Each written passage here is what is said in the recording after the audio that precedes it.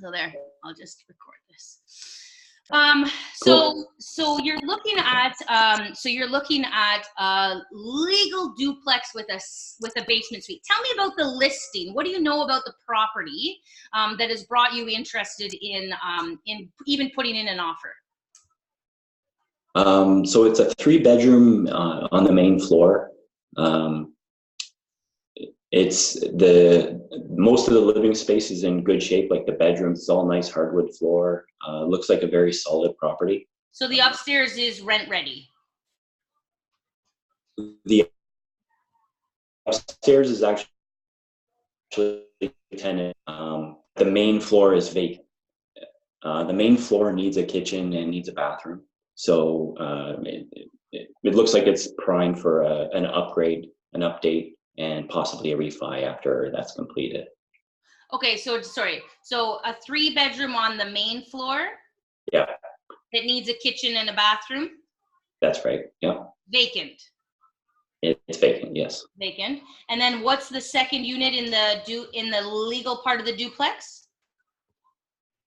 The second unit is the upstairs unit is a 2-bedroom, and it has a tenant in there currently.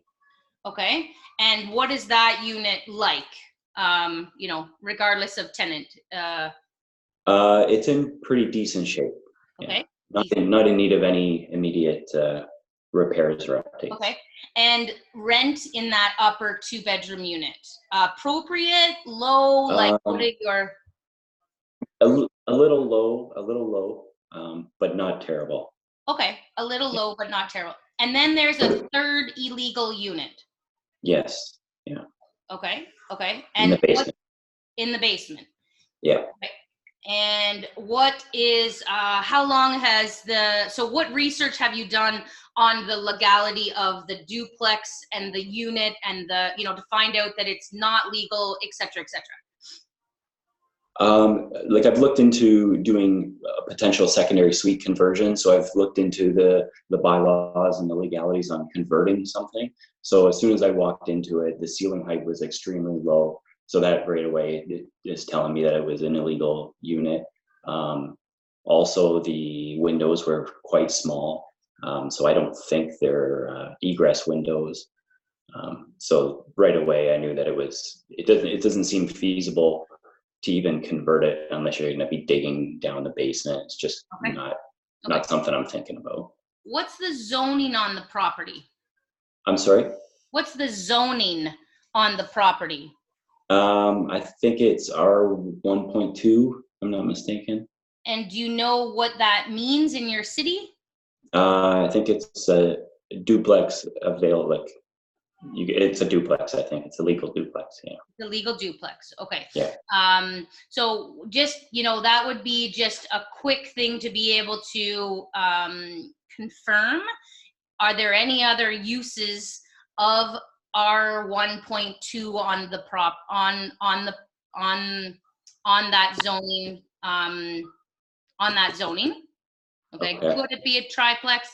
Sorry, okay. I'm realizing that my whole family might be on the internet and you're kind of, so I'm sorry if I'm freezing. That's so, okay.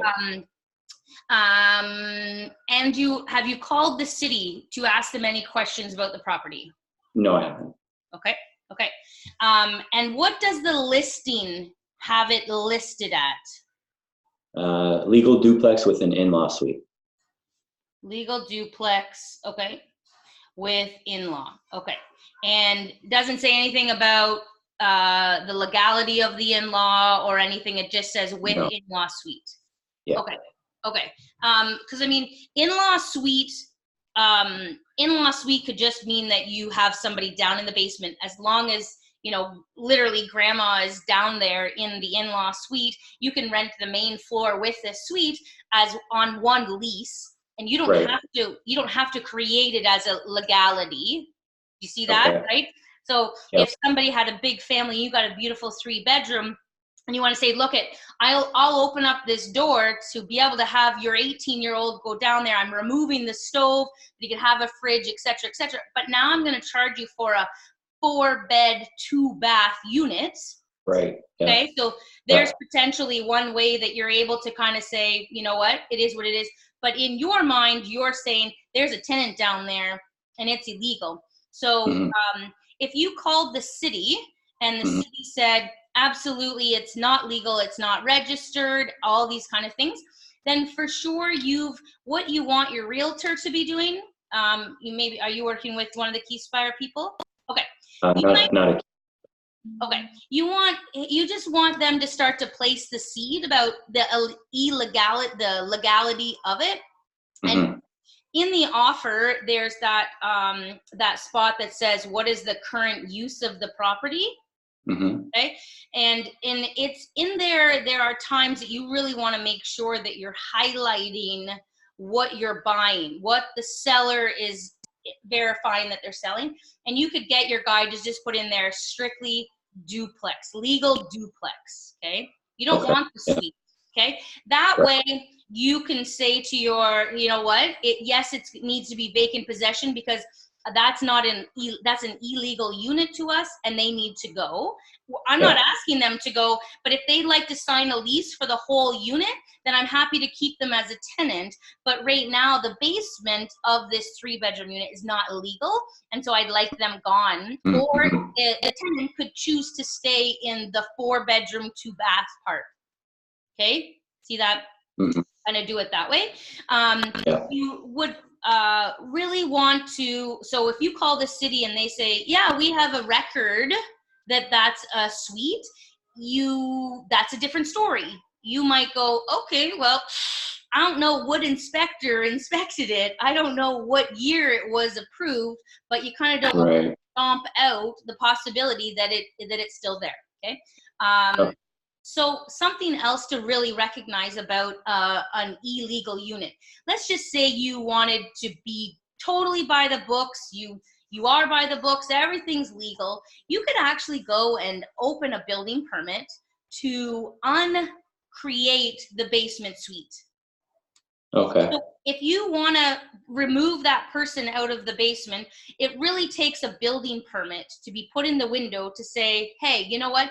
I'm creating this back to a legal duplex. And so your unit right now is not legal. I'm by the books and I'm bringing in the city inspectors.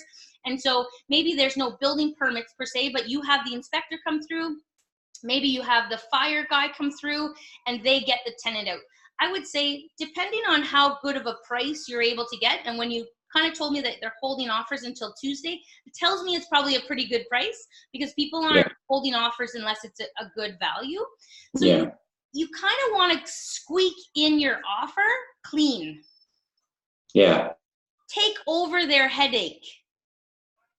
So then you think, well, their headache is going to become my headache. And I'm like, yeah, but on this side, we're going to have solutions to your headache. Right. Yeah. Okay. So the solution could be to have the inspector come through and, the inspector says, like, stamp it. Sorry, sir, that's an illegal unit. You need to get that tenant out. And you go, okay, no problem. Tenant, you got to go. Right? I'm by the book. I'm by the rule book. Okay. So you could buy it and take over that tenant. I bought a property one time and it was a single family home and the whole property was being rented by a tenant. I couldn't interrupt their lease agreement for the full 12 months. Okay. But I sat down with them and I said, just to let you know, when I buy this, I'm going to be, when your lease is up, I'm going to be putting a building permit in the window and that gives me the right to tell you that you need to leave. Okay, because I'm legally changing the usage of the property. So I guess that's where I'm kind of going. See those words? Legally changing the usage. So if you say to this tenant, like, I don't mind you kind of being here, but I'm going to have a building inspector come by once we own it, and I'm going to legally change it and bring it back to code. Your hands are tied by the legalities of the building inspector and whatnot. Okay. So for these tenants, I told them that, and I said, but just to let you know, I'm actually creating a huge, beautiful 3-bedroom unit down there. Nobody knows about it. It's not advertised because it's not ready yet, but I could easily transition you at the end of your lease here over to my new unit. Okay. And if you Good. already have 3 properties, you might easily be able to translate this guy into another one of your units, or not, or you can help him, you know, cash for keys. We haven't really talked about that. So, you know, so for some nice round numbers, if you factor in a number that makes you swallow and think, oh my God, I can't believe I'm asking somebody to leave a basement unit that's not legal for $5,000. I want you to factor $5,000 into your numbers. And if as an investor it still makes sense, then definitely still offer them the potential of cash for keys. Right. Okay. Yeah. Yeah, you were freezing a little bit there, but Sorry. I think I just did it. Cash for keys. Cash for keys. Yeah. Okay. And it's like my Keyspire guy used to say, high five, don't be cheap. And it's one of these cases that, you know, if it's a good deal at 150 and it's still a good deal at 160, you know, then you know, you have in your mind the possibility that it's going to cost you $10,000 to get the tenant out and legally get them out.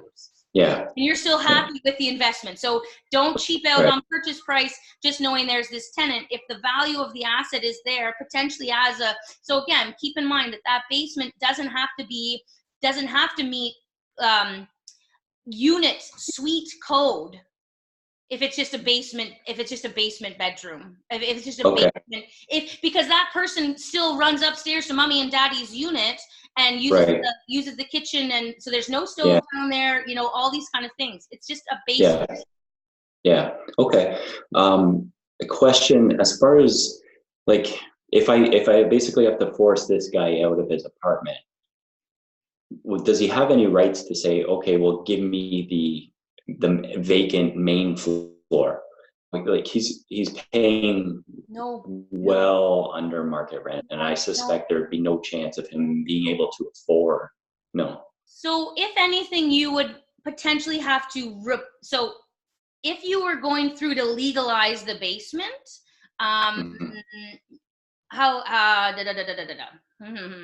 no, if he's in a 1-bedroom and there was a 1-bedroom on the main floor, you could offer him that 1-bedroom, but because his unit is not legal, you are not held to have to offer him anything. So the only time that you would have to ask him to come back is, let's just say he's on the 2nd floor and you're like, you're out, I'm renovating your unit. Those tenants have the right to come back to that same 2-bedroom unit at the same agreed upon rental rates. So the other thing is, so the cool thing in Ontario is the second that you change a unit, then, so really his unit is not going to be the same, because you're going to open it up now, it's going to be a 4-bed, you know, I'm just saying this, it's an idea, right? A 4-bedroom, 2-bath house. You can say to him, look, if you want to rent the whole 4-bedroom, 2-bath, you can, but it's certainly not at your rental rate. Right. That's when they go, oh, okay, you know, well then no, I'll just stay here, right? Yeah. But you're not, the option for him to stay is not there, because you're going to, and I would very nicely, I'm going to like stand up with my shoulders here, right? You are not going to be worried about having a building inspector come through and tell you that the basement is not a legal unit. You almost want somebody to say that. You want them to say, I'm going to make a note that stove can't be there. And you go, excellent, no problem. I'll do whatever you want, Mr. Inspector. And you tell the tenant that he has to go because it's not legal. Now, you do all of this prior to? No. And there's this, you know, obviously there's a headache that the seller is getting rid of, all this kind of stuff. So you just kind of want to close, and then you take on the problem. And you deal with it, right? You can be really nice to the tenant and just be like, I don't mind helping you look for another unit. I have no problem paying you a couple $1,000 and, you know, sending over a moving truck, whatever you need. You want a new TV?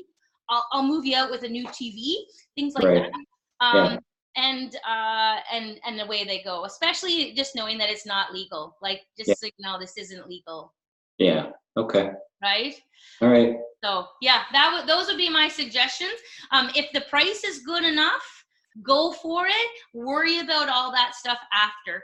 I wouldn't put in vacant possession necessarily. This is where I would really lean on my realtor, and my realtor would have these true, honest, open conversations. Other than that, I just factor in, I perceive that a tenant, unless you're in Toronto and at a high rise paying $2,000 or $3,000 one, a tenant would take $5,000 and go. Yeah. Okay. I've never seen a check for $5,000. Yeah. Yeah. The market in Windsor right now is crazy hot, and basically almost every house they're holding offers on. So really? it's going to go over asking, I'm sure. Okay. So you're just not emotional about it, right? You're just going in there very strategically. You're having your renovation costs. You're having your end ARV in mind. You put in that offer and you go, if I get it, I get it. If I don't, no worries. What a learning lesson to have gotten me here. So again, we kind of discussed before we got on here to record, but most people don't get to that offer situation. They think themselves out of this situation before even putting in an offer. And I say, let's get the offer accepted and then go from there. So I think one of the first calls is to the city, just to be able to say, so, because I mean, here's the other thing. What if you could put a legal unit there? Could, like, what would it take? Could you legalize that basement unit? Now you're a genius because you're buying it for the price of a duplex with a suite. Legalizing it. Now that guy's gone either way, because you don't need to do anything for a portion of time. Go and open that building permit, and the second you open that building permit, everybody has, like, he has to vacate the illegality of the unit, and now you have a triplex. Right? Fantastic. Yeah. So just really kind of seeing all the options. Okay. Yeah. Okay. Good. That's great. Okay. Thank you very much. Really appreciate it. I'm gonna just a minute here.